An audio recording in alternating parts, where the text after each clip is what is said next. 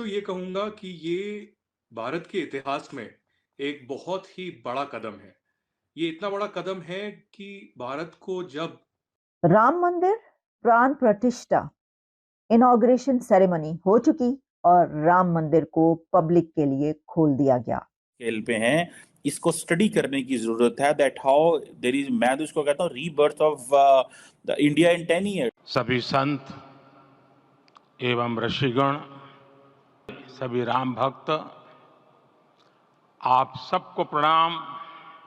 ये जो politics RSS और बीजेपी की ये जो पॉलिटिक्स है, इससे तकसीम पैदा हो सकती है, इंडिया डिवाइड हो सकता है। और अब जैसे मैंने आपको बताया है कि ये इंडिया का जो कल्चर है। नमस्कार दोस्तों, जय हिंद, वंदे मातरम। दोस्तों, स्वागत है आप सभी का मेरे channel India Pakistan news update में। दोस्तों, आ गया हूँ एक और नए वीडियो के साथ। तो दोस्तों, जैसा कि आपने देखा, 22 जनवरी को प्रभु श्री रामचंद्र जी का प्राण प्रतिष्ठा का समारोह अयोध्या जी में सफलता के साथ पूर्ण हुआ। प्रभु श्री रामचंद्र जी को कई तरह के सोने, जवाहर, मोतियों से सजाया गया, लेकिन इसके चलते हमारे पड़ोसी मुल्क पाकिस्तान में हल्की सी निराशा दिखाई दी है। दोस्तों, अयोध्या के श्री राम मंदिर में 22 जनवरी को भगवान की प्राण प्रतिष्ठा होने के साथ ही 500 वर्षों का इंतजार खत्म हो गया है। सोमवार को पूरे विधि विधान से रामलला की प्राण प्रतिष्ठा की गई। दुनिया भर के करोड़ों भक्त इस पल का वर्षों से इंतजार कर रहे थे। अपने दिव्य भव्य स्वरूप के साथ अब रामलला सभी के सामने है। रामलला को कई दिव्य आभूषणों और पौराणिक कथाओं में वर्णित उनके स्वरूप के आधार पर वस्त्रों से सुसज्जित किया गया है। रामलला के आभूषणों का निर्माण अध्यात्म रामायण, श्रीमद् वाल्मीकि रामायण, श्री रामचरितमानस तथा अलवंदार स्त्रोत के अध्ययन और उनमें वर्णित श्री राम की शास्त्रमत शोभा के अनुरूप शोध और अध्ययन के बाद किया गया है। भगवान राम के आभूषण बनाने में 15 किलो सोना और करीब 18,000 हीरे और पन्ना का इस्तेमाल किया गया है। तिलक, मुकुट, 4 हार, कमरबंद, 2 जोड़ी पायल, विजयमाला, 2 अंगूठी समेत कुल 14 आभूषण तैयार कराए गए हैं। ये आभूषण सिर्फ 12 दिन में बनकर तैयार हुए हैं। इन आभूषणों को तैयार करने की जिम्मेदारी लखनऊ के हरसाइमल श्यामलाल ज्वेलर्स को सौंपी गई थी। जानकारी के मुताबिक ज्वेलर से करीब 15 दिन पहले श्री राम मंदिर ट्रस्ट ने संपर्क किया था। भगवान राम के मुकुट में सबसे पहले भगवान सूर्य का चिन्ह बनाया गया, क्योंकि भगवान राम सूर्यवंशी थे। राजसीय शक्ति का प्रतीक पन्ना को मुकुट के केंद्र में लगाया गया है। भगवान राम के मुकुट को राजा के बजाय एक 5 साल के बालक की पगड़ी के तौर पर तैयार किया गया है। इतना ही नहीं दोस्तों, मुकुट में उत्तर प्रदेश के राजकीय चिन्ह मछली को भी बनाया गया। राष्ट्र पक्षी मोर भी इस पर बनाया गया है। जब ज्वेलर को ट्रस्ट ने भगवान का मुकुट बनाने के लिए आमंत्रित किया, तो उनसे ट्रस्ट ने शर्त रखी थी कि मुकुट बनाते समय इस बात का ध्यान रखें कि भगवान राम एक 5.5 साल के बालक हैं। इसलिए जैसे 5.5 साल तक के बालक की वेशभूषा और आभूषण होते हैं, वैसा ही मुकुट होना चाहिए।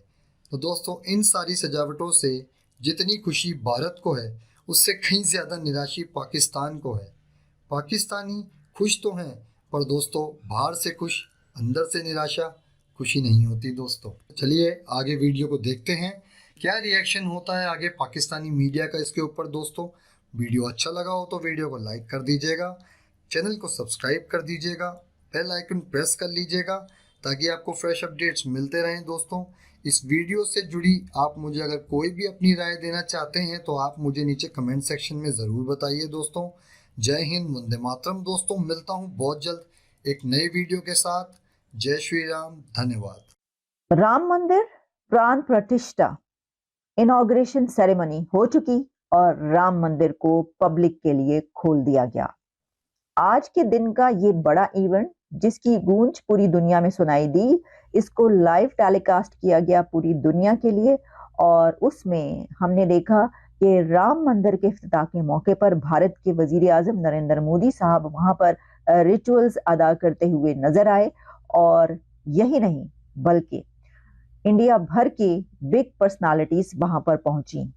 आप इस वक्त देख सकते हैं, हम आपको दिखा रहे हैं कि राम मंदिर की इस सेरेमनी में इंडिया की फिल्म इंडस्ट्री के सुपरस्टार्स भी वहां पर पहुंचे। सीरीज से इस लम्हे का इंतजार था जो लम्हा अब आ गया। इससे ये भी पता चलता है, ये भी कहा जा रहा है कि भारत के वजीर आजम जो सोचते हैं वो कर दिखाते हैं। जो वो कहते हैं कि ये होगा, ये हो जाएगा, वो वजीर आजम उसको करके दिखाता है। और ये एक ऐसी चीज उन्होंने करके दिखाई जिससे ये कहा जा रहा है कि अब Ayodhya, holy city of India, एक ऐसे फोर्ट्रेस के तौर पर नजर आ रहा है कि जो जैसे दुनिया के बड़े कुछ ऐसे होली सिटीज होते हैं, जैसे कि वेटिकन कहा जाता है, तो कहा जा रहा है कि अब इंडिया का वेटिकन अयोध्या है। ये सब बातें जब हम आप तक पहुंचा रहे हैं, सभी इस पे बात करेंगे। लेकिन क्या आप जानते हैं कि राम मंदिर की कंस्ट्रक्शन में इसरो के साइंटिस्टों ने एक की रोल प्ले किया है। राम मंदिर की कंस्ट्रक्शन में आयरन और स्टील का इस्तेमाल नहीं किया गया, और सबसे बड़ी बात यह है कि राम मंदिर 1000 ईयर्स तक ऐसे ही कायम रहे, ऐसी कंस्ट्रक्शन की गई है। तो इसको सालों के लिए, डेकेड्स के लिए, बरसों के लिए नहीं बल्कि सदियों के लिए बनाया गया है बस।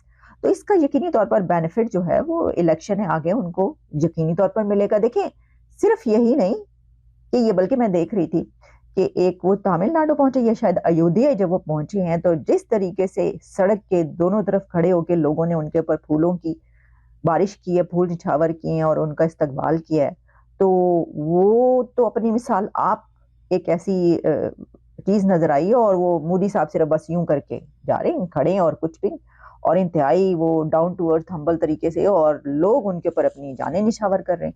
उन्होंने करके ऐसे दिखा दिए काम, तो जो उन्होंने करके दिखाता है, जिन्हें जो उखाड़ना है उखाड़ ले, कुछ नहीं, कुछ कर ही नहीं सकते आप। और आप ये देखिए कि ये वो स्टेप है जिसके ऊपर पूरी दुनिया से उनको मुबारकबादें दी जा रही हैं। लीडर्स जो मुबारकबादें दे रहे हैं, प्राइम जो न्यूजीलैंड के मिनिस्टर हैं वो क्या कह रहे हैं, बल्कि उन्होंने तो जय श्री राम का नारा तक लगा दिया।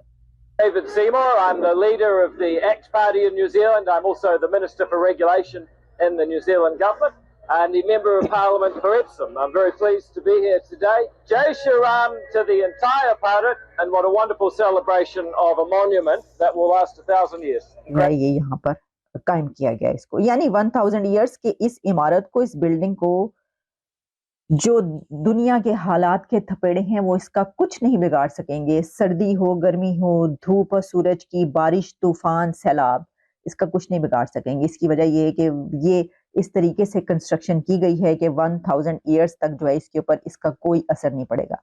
मैं आपके सामने रखती हूँ कि वो क्या हालात और वाकयात हैं कि जिसके ऊपर हम आपको ये कह रहे हैं कि ऐसा कुछ नहीं होगा, और वो क्या साइंस इस्तेमाल की गई है इसके अंदर, वो देखने की चीज है। पहले मैंने ये देखा कि जब सेरेमनी में ये नजर आया, वो जो मूर्ति बहुत इंतहा से ज्यादा हसीन और खूबसूरत दिखाई दे रही थी, तो मैंने कहा ये क्या इतने एक्सप्रेशंस हैं फेस पर उस, और इतना फुल ऑफ एक्सप्रेशन वो बनाया गया है। तो पता ये चला कि वो छोटी उम्र की 5 साल के लॉर्ड राम की वो बनाई गई है जो मूर्ति है, तो उससे वो और ज्यादा हसीन दिखाई दे रही। लेकिन जो अंदर मार्बल इस्तेमाल किया गया है, व्हाइट मार्बल, बहुत ही शानदार, जबरदस्त जो है, खूबसूरत, हसीन और जमील बनाया गया मंदिर। लेकिन देखिए, मैं तो ये कहूंगा कि ये भारत के इतिहास में एक बहुत ही बड़ा कदम है। ये एक हिस्टोरिकल सिविलाइजेशनल विक्ट्री तो मैं नहीं कहूंगा, लेकिन जो श्री प्रभु राम का एक एग्जाइल है, एक 500 साल का वनवास है, उसका अंत हुआ है।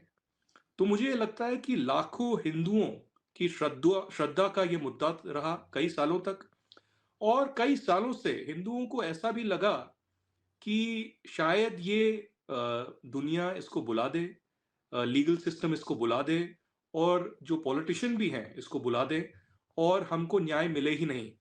लेकिन कई सालों तक खुद हम कहते हैं, क्योंकि एक भारत के न्याय में, न्यायपालिका में एक चीज होती है जिसे कहते हैं जुरिस्टिक पर्सन, और श्री रामलला जो श्री राम हैं, उन्होंने खुद जो है ये केस लड़ा है।